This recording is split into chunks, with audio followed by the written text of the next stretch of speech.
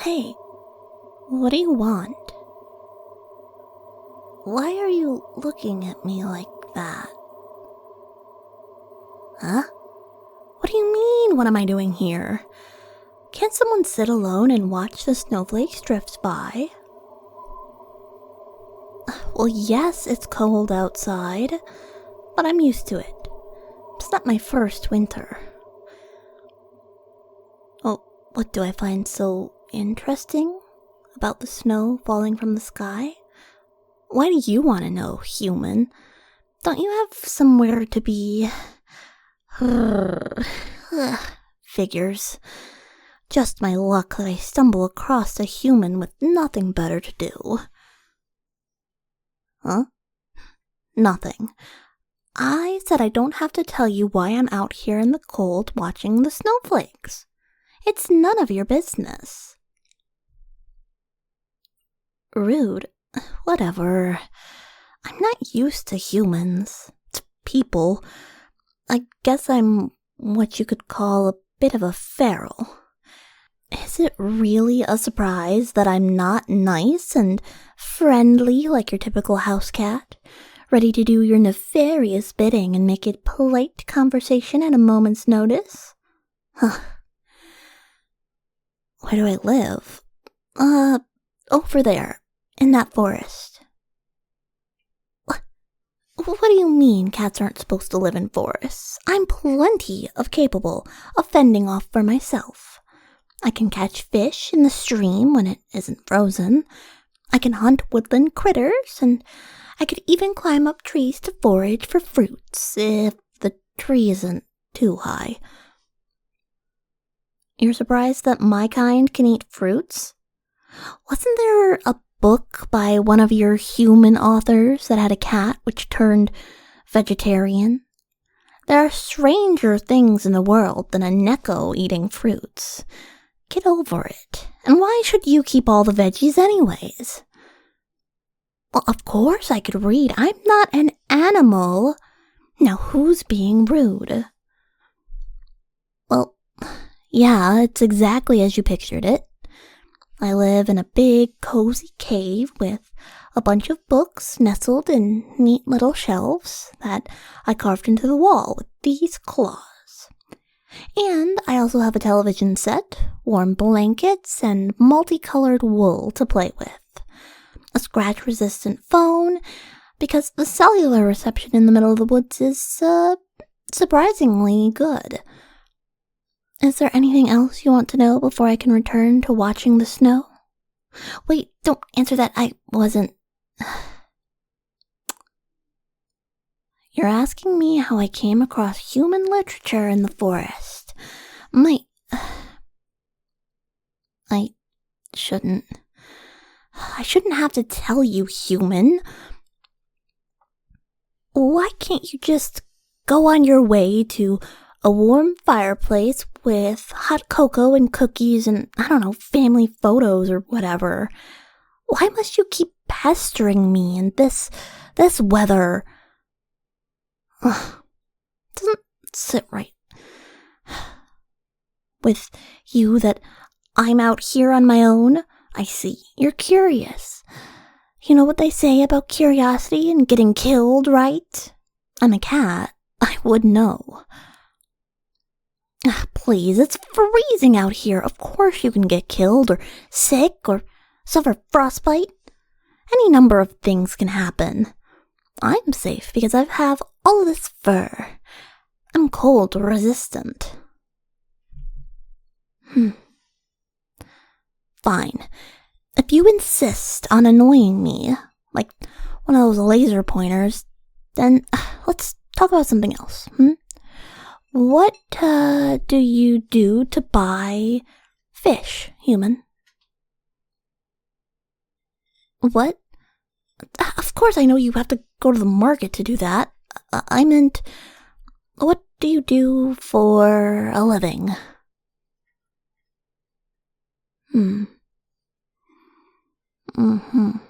Oh, I see.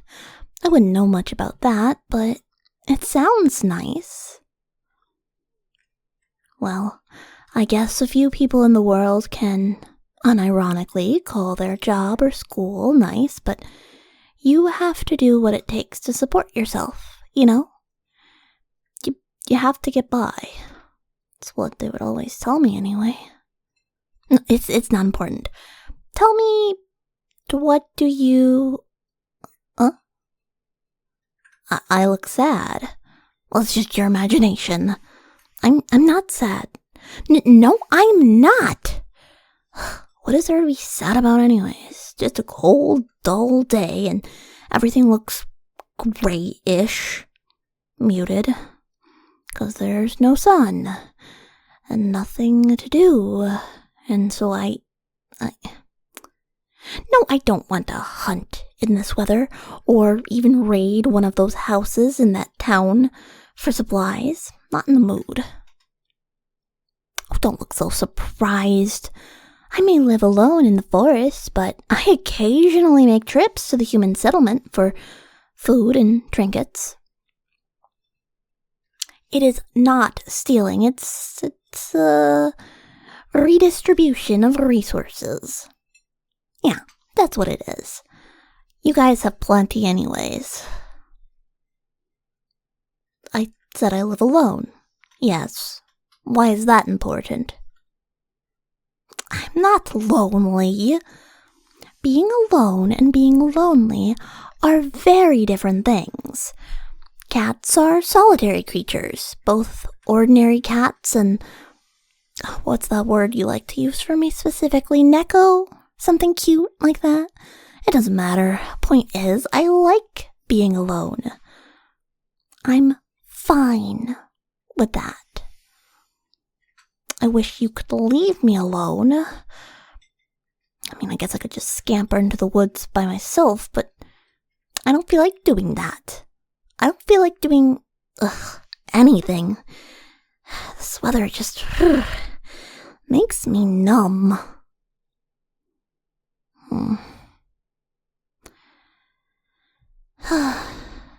You asked me earlier what I find so interesting about the snow. Nothing. That is what I like about it. It's the lack of substance, just cold powder falling aimlessly, watching the flakes flutter and drift in this way. It just makes my mind numb. It just slows down my thoughts, I guess. They're pushed aside for a while. I can just sit and focus on peace. I mean, emptiness. It's nice not having to think or do anything. Again, what do you mean that's something only a sad cat would say? I'm not sad, I told you. Just trying not to dwell on things that are of little consequence. You humans don't have a patent on being distant and pensive. You just don't give up, do you? You're so stubborn, it's irritating. I know things and I read books because my dad thought it would do me good. He was like you, didn't know when to stop talking and shut up. He was stubborn and annoying, smiled way too often, and talked about my pointy ears, felt like curling in on themselves, and he was nice. He was nice. Human, you have that strange look on your face. Like, I don't know, like when you finally have enough to buy a stuffed bear that you always wanted to. And they said they had already sold out of all the bears and they didn't know when it'd be back. What is it? I guess it was oddly specific. Listen, I don't know why I said that. You are quite perceptive. For a human. You're alright. My dad's not with me anymore. He's gone. He's not dead. Still alive, I think. So, at least, you know. Since I pawed open the can of fish, might as well finish it, right? Ugh. My mother first met him in a glade deep in the woods. He had come home from the town in search of berries. Most humans aren't so ambitious in their berry collecting. They don't venture so deep into the woods, but for some reason on that day, he'd chosen to visit this glade. He screamed when he first saw her and, wouldn't stop until she had to practically cover his mouth with a paw. Humans scare so easily. But he must have seen something in her eyes and her face, and a year later I was born. I remember him being gentle, soft. He talked a lot but never yelled. He would hold me close, stroke my fur, and scratch behind my ears, and that always made me giggle when I was a kitten. And when my mother returned to the cave, his face would light up on seeing her like the sky at dawn. Tell me stories too, so many stories about distant lands with mountains so high they touched the clouds, and where waves would wash little seashells onto the sand. Gifts from creatures that lived below the waves, vast and numerous. You could squint and follow the sea and sky, follow them as far as the horizon and blue met. And every winter, the clouds would blanket our forest and town with snow, so much of it. My dad would sometimes leave the forest to visit his old home, and he would return with picture books. The illustrations were dusty and faded over time, but they had so many different colors that they never failed to pique my interest. Oh, there was one about a stout man with a really long beard. Couldn't stop smiling, and he had the biggest pile of presents on his back. He told me his name was Santa Claus? Claus. I asked, showing him mine. These things were not as sharp back then. He chuckled and said no, the other Claus. Apparently he would travel all over the world in a sleigh that was drawn by reindeer in the sky, and on the night before this human holiday called Christmas, he would sneak into your house through the chimney and leave a present. Seeing something you wanted at the bottom of that tree. Christmas was about gifts and getting together with your family. He would smile at me and he would finish reading. I'd smile back. It was nice. One day, he went out on one of his visits to the town, and he said he'd be back by evening. As he hugged me, I thought there was something wet on his face, just below his forehead. I didn't know what it was when he stood up, however.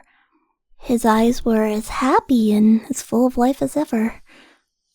I waited in the cave to return, busying myself with picture books, and I waited with Mom. It got darker, but he didn't come back. My mom left the cave, and she said she'd come back too.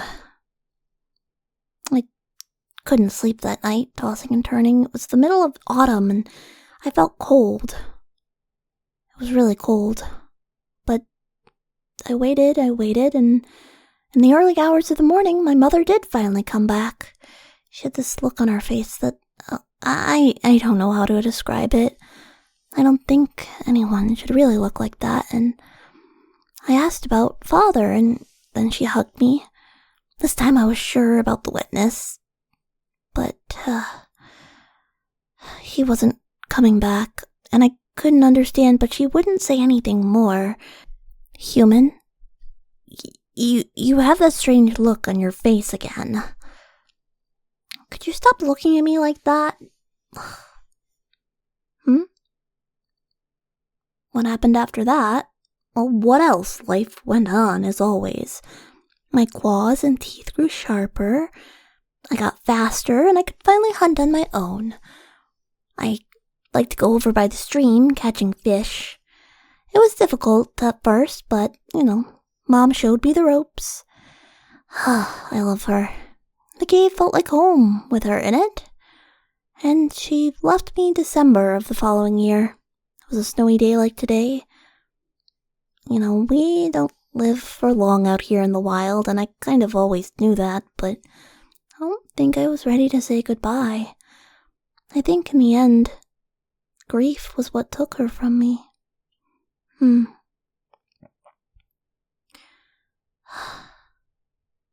think the night before, though, she had a good dream. I remember seeing it on her face. Her last dream had to be a happy one, though, right? Human? Yeah, I think so, too. Thank you. My mom loved Dad very much, and I can tell, but after she left, she didn't talk about him very often. I brought him up, and she'd get sad and not really respond, so after a while, I just stopped bringing it up. There, human. Now I've told you all about my sad backstory, just like you wanted, and... Are you satisfied now? You're sorry. It's fine, don't be. It all happened years ago, and I'm okay now. I don't feel sorry. What I do regret, though, is that I lied to you earlier. I don't like the snow. It's cold, it sticks to my fur, and it's just so difficult. Get warm afterwards, you know? Huh? What are you doing, human? Why are you sitting in the snow beside me? You'll get all cold and... Hey! A hat? To protect my ears from the falling snow? Huh. How heroic of you, noble human, protecting me while you sit there shivering. I don't want to be responsible for making you sick. Can you please go home now? You have one, right? What do you mean? Oh, but what are you gonna do? I'm gonna be fine. I'll return to my cave and then try to catch dinner and then I'll sleep. So you noticed, huh? Yeah, I guess I've gotten a little thin. The stream is frozen and much of the wildlife is hibernating. Food is a little difficult to come by, but it's nothing I can handle. Just going through a rough patch. Everyone does. I'll just have to dig in my claws and weather it out. I'll be fine. You'll see. Hey, human! What are you doing? You've listened enough? What is that supposed to mean? Put me down. Put me down this instant, or I'll rip your hands to shreds. I'll do it. Don't force my paw. Huh? You're taking me home. What? No, I don't want to go to your house. This is wrong. Why are you taking... Put me down. Let me go. If this is out of pity, I swear I'll... You're doing this because you're also lonely and could use some company? What do you mean also? You really think I would fall for such a trick? Trying to lure me into your home under the guise of loneliness? Take care of me. Human, I've been surviving on my own for years. I don't need you to take care of me. You won't listen? You're saying you don't care that my claws are gonna dig into you? Huh? Wait a minute. You'll still carry me to your house? But you can't leave me alone in the cold? I don't understand. Why? Could expand your columns of good deeds? What? It makes you happy. You don't want me to be sad? Human, no one can't think that way anymore. Just go back to your normal life.